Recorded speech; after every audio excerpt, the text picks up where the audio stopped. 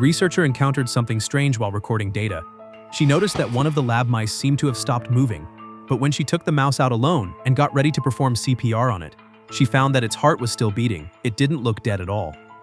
Strong one, just bam, bam, bam. It's weird, if I didn't know any better, I'd... Oh, God, oh, shit. Oh, no. The woman told her colleague to stop the mouse, while she went to the disinfecting sink to wash her hands. When the man finally managed to put the mouse back, he found his partner twitching uncontrollably by the sink. By the time he dragged her out of the lab, she was no longer breathing. But strangely, just moments later, the woman suddenly came back to life. Meanwhile, the security guard was complaining that the vending machine broke again. The female researcher quietly walked up behind him. With just one kiss, the virus spread instantly to the guard. Soon everyone in the entire building was infected. They marched in perfect unison into the lab, pulled out all the stored Petri dishes, and mechanically dipped samples of their own saliva, then smeared it across the Petri dishes to speed up the infection. The nurse even licked every free cake at the front desk. That night, writer Ellie went out for inspiration. She met her friend at a bar to relax. But when she stepped outside for some air, she accidentally witnessed a car crash. When Ellie ran over, the driver was already unconscious. Before she could figure out what was happening, the driver began convulsing violently.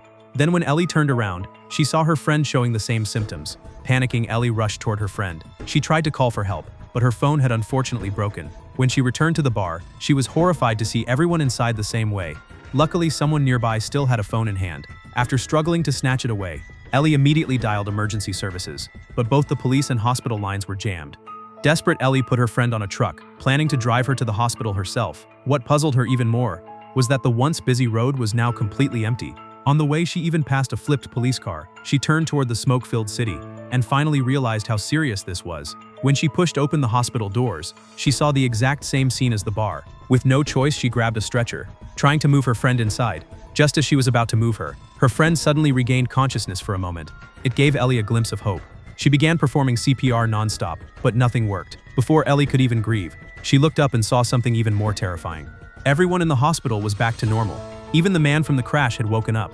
They all seemed to be following some kind of signal, forming a perfect line and marching in one direction. When Ellie tried to follow and ask why, they all turned and stared at her with those eerie eyes. What is happening?